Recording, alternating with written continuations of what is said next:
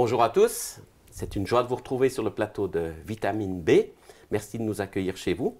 J'accueille aujourd'hui Sœur Laurence. Bonjour Sœur Laurence. Salut Sylvain. Tu vas bien? Oui, merci. C'est une joie de t'accueillir sur ce plateau. Alors peut-être certains sont surpris de te voir et de se dire, mais qu'est-ce qu'elle fait ici? Donc j'ai envie que tu parles de ta foi. La foi, c'est quelque chose de vivant pour toi? Ah oui, alors ça c'est le sens de ma vie quelque part. C'est ce qui me porte depuis bien des années. Tu portes un uniforme qu'on n'a pas l'habitude de voir. Pourquoi cet habillement?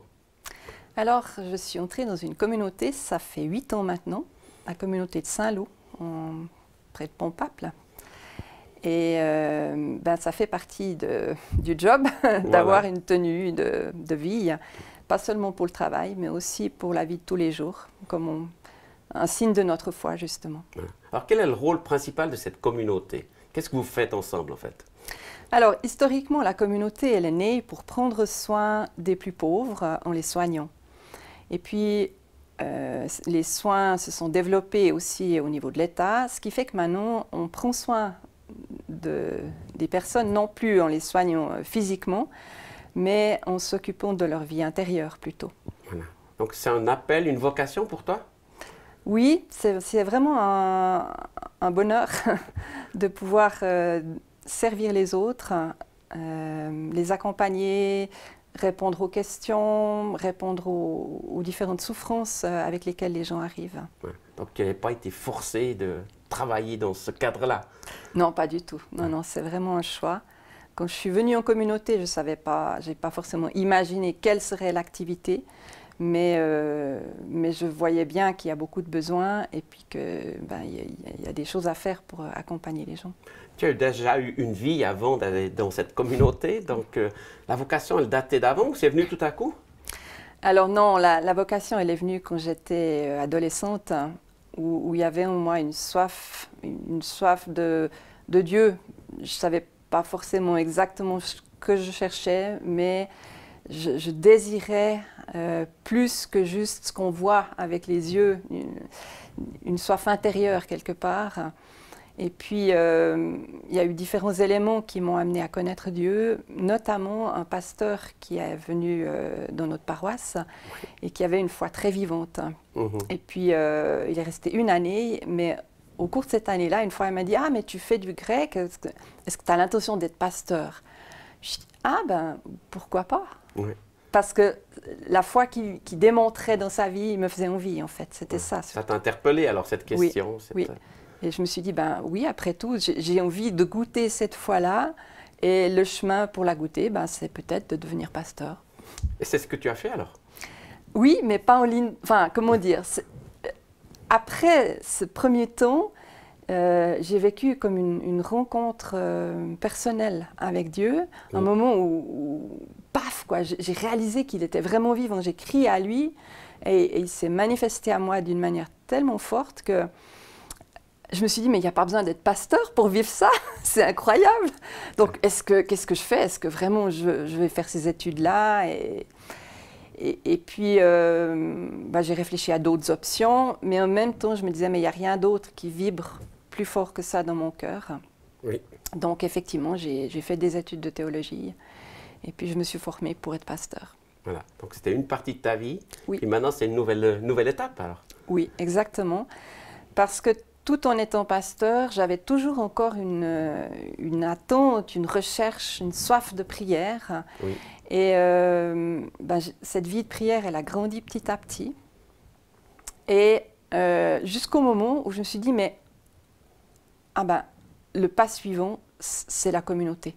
Voilà. J'ai besoin d'unir quelque part la vie, le ministère et la prière, de mettre tout ça dans le même bocal. Voilà.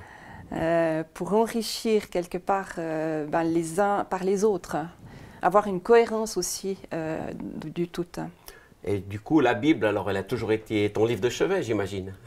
Alors c'est arrivé effectivement depuis l'adolescence. Au début de mon caté, je me rappelle la dame qui nous donnait le caté, elle dit « Est-ce qu'il y en a qui lisent la Bible ?» Puis on s'est tous regardés en se disant, mais mon Dieu, mais quelle idée. Non, parce puis elle a dit, ah non, mais parce qu'il y en a, ils ont la Bible sur la table de chevet. Puis ça me semblait vraiment bizarre comme idée.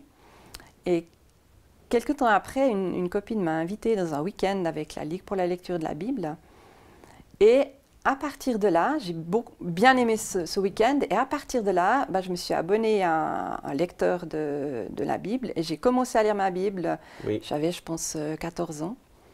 Je ne connaissais pas encore vraiment Dieu, Oui. mais j'avais soif, j'avais ce désir en moi de plus connaître, de plus comprendre, de découvrir qui est Dieu. Voilà. Et depuis, j'ai continué. Ça a varié au fil du temps, quelque part. Je n'ai pas toujours lu la Bible, la même chose, avec la même intensité, mais elle est restée sur ma table de chevet. Voilà. Et tu vas partager avec nous un texte, lequel tu as choisi aujourd'hui? Alors, c'est un psaume, j'aime beaucoup les psaumes. Oui. Et c'est le psaume 32 au verset 8. Alors, on va lire ensemble. Il est écrit dans ce psaume 32, verset 8, « Je t'instruirai, je te montrerai la voie que tu dois suivre. Je te conseillerai, j'aurai le regard sur toi. » Alors, pourquoi tu as choisi ce texte? Il te parle, j'imagine. Oui, quelque part, je ne l'ai pas choisi. Voilà. Il m'est un peu tombé dessus à plein de moments de ma vie. Mais la fois où ça m'a marqué le plus, c'est alors que j'étais déjà à Saint-Lô. Oui. Je suis arrivée en communauté et en même j'avais la joie de joindre ces 3 domaines, comme je disais avant. Puis en même temps, il y avait encore beaucoup de questions sur mais qu'est-ce que j'allais faire là, qu'est-ce qu'on va vivre. La communauté est en pleine transformation aussi, donc beaucoup d'incertitudes. Oui. Et dans un temps de prière, j'avais une image dans mon cœur. C'était, je pensais aux panneaux du tourisme pédestre. Quand on marche, on fait une marche, on veut aller à Maubourget ou je ne sais pas où. Alors, on va de panneau en panneau. C'est ça. Et j'avais l'idée, la pensée, qu'en fait, ma marche avec Dieu, c'était ça. J'avais une idée de l'endroit où j'allais.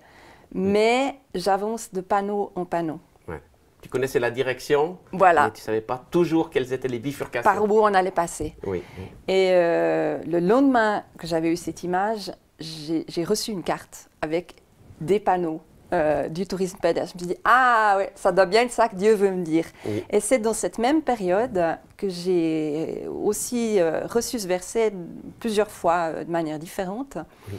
Et je me suis dit, voilà, ça c'est un mode d'emploi quelque part que le Seigneur me donne pour ma vie. Il y a eu plusieurs fois des décisions importantes à prendre, et puis j'ai souvent un peu tâtonné, quoi. C'était, t'en parles, tu pries, t'essaies de discerner, puis voilà, quoi, enfin... C'est pas toujours évident. C'est pas toujours évident. Voilà. Mais maintenant, je peux aller en me disant, ok, tout n'est pas bien clair, mais... C'est souvent quand on fait ces marches du tourisme pédestre, on avance, puis il y a tout d'un coup un moment, on se dit, oula, il est où le panneau suivant? Et puis on cherche un tout petit peu, puis très vite on le trouve. Voilà. Et ce verset, il m'aide à avancer comme ça, en disant, voilà, je sais le pas suivant, donc je marche dans cette direction. Et puis au moment où tout d'un coup, oulala, puis Manon, je regarde un peu, et puis voilà le panneau suivant. Voilà. Et c'est sécurisant quelque part. Donc, tu n'as pas toutes les instructions, même ce texte parle de « je t'instruirai ». Donc, tu es toujours à l'école? Oui, exactement. Ouais. Moi, je vis vraiment la foi comme une école, un apprentissage continuel. On a beaucoup de séminaires à Saint-Loup, des séminaires de guérison intérieure, de formation. Et j'ai sans cesse l'impression d'apprendre des choses nouvelles. Même que des fois, je l'ai entendu déjà plusieurs fois, mais en fait, c'est tellement riche que sans arrêt, Dieu rejoint un autre bout de mon cœur ou un autre bout de mes blessures intérieures. Ou, voilà, c'est un chemin. Et petit à petit, on se rapproche du but, mais pas après pas. Donc tu ne peux pas te sentir arrivé à quelque part, dire maintenant c'est bon, j'ai tout compris, malgré la théologie, malgré... Ah non, alors vraiment, en fait, j'ai même l'impression que plus on avance, plus on s'aperçoit de ce qu'on ne sait pas et de ce qu'on a encore à apprendre et de la part de transformation et de guérison intérieure dont on a besoin. Voilà. Et du coup, quand tu dois encourager des gens, comment tu t'y prends alors? Tu n'as pas toutes les réponses. Non, mais je m'aperçois que souvent, les instructions viennent en même temps que je parle. Oui. je me surprends à dire des choses aux gens et je me dis, ils doivent se dire, elle est très intelligente, mais au fait, je ne le savais pas plus qu'eux avant de le dire. Voilà. C'est comme si vraiment le Seigneur donne les mots au fur et à mesure de la conversation. Comment ça fonctionne? Tu as une ligne directe avec le ciel? Dieu te parle comme ça clairement?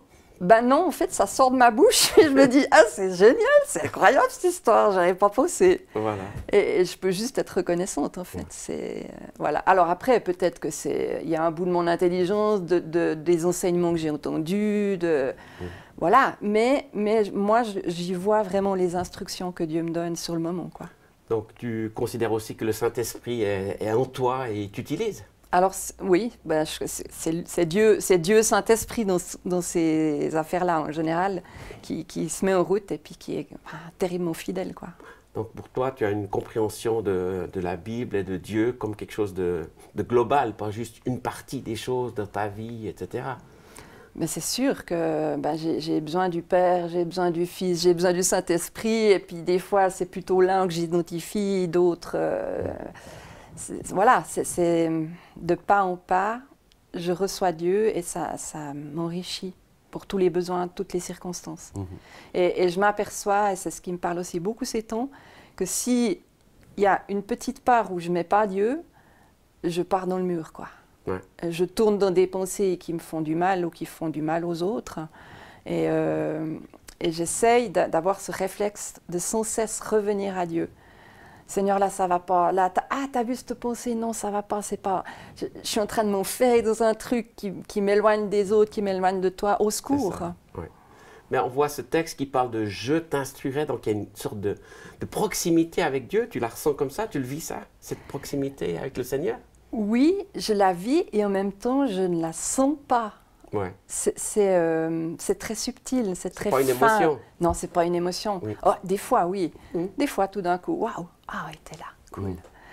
Mais très souvent, c'est presque comme je disais dans la conversation, a posteriori, je me dis, waouh, mais c'est incroyable ça, je savais pas. Puis je le dis, mais donc il était là.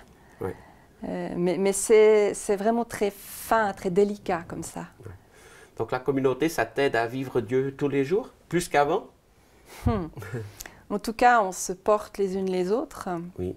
On prie les unes pour les autres, on s'encourage les unes les autres, on grandit les unes et les autres, donc on se témoigne les unes les autres de qui est Dieu dans nos vies, et c'est une richesse incroyable. Mais est-ce que c'est un monde idéal? Oh mon Dieu! Pas tout à fait. Hein. Non, c'est comme une famille. Hein. Oui. Des fois, on n'est pas d'accord, on est jaloux, on se fâche, on est grognon, enfin voilà, on reste humain, Voilà. humaine. Alors qu'est-ce que vous faites dans ces cas-là, quand ça ne se passe pas toujours comme on l'idéaliserait? Eh ben, on va vers Dieu et puis on essaie de trouver le chemin avec lui. Et ça peut être qu'il nous dise, mais va demander pardon. Ou alors essaye d'expliquer ce qu'il y a dans ton cœur pour que vous puissiez vous entendre mieux. Ou des petits gestes, ah ben, tu pourrais avoir telle attention envers l'autre, puis ça lui fera du bien, puis ça va aider à tisser la relation. Ouais, je crois que c'est un bon conseiller pour nous aider à avoir des relations qui soient saines. Du coup, ça vous laisse peut-être pas trop d'espace pour oublier tout l'Évangile. Vous êtes obligé de vous y confronter régulièrement, en fait. Oui. Oui, et c'était ma recherche. Hein. Oui. C'est vrai que des fois, c'est plus facile d'être tout seul chez soi et puis de fermer la porte. Et puis voilà. Donc, on a une chambre où on peut être tout seul chez soi, toujours. On n'est pas tout le temps ensemble. Oui. On est ensemble dans la prière, dans les repas, dans un certain nombre d'activités. Mais on a aussi toute une part de solitude où chacune gère sa vie. Donc il y a besoin quand même de cet équilibre. Bien sûr. C'est indispensable. Oui. Merci beaucoup, Sœur Laurence, pour ce partage très enrichissant. Merci. Et on aimerait tous vous encourager aussi à lire ce texte et à comprendre que Dieu, il veut vous instruire, il veut vous conduire, il veut vous diriger. Ce n'est pas réservé à des gens particuliers ou exceptionnels. On est tous exceptionnels, créés par Dieu, et Dieu s'adresse à nous.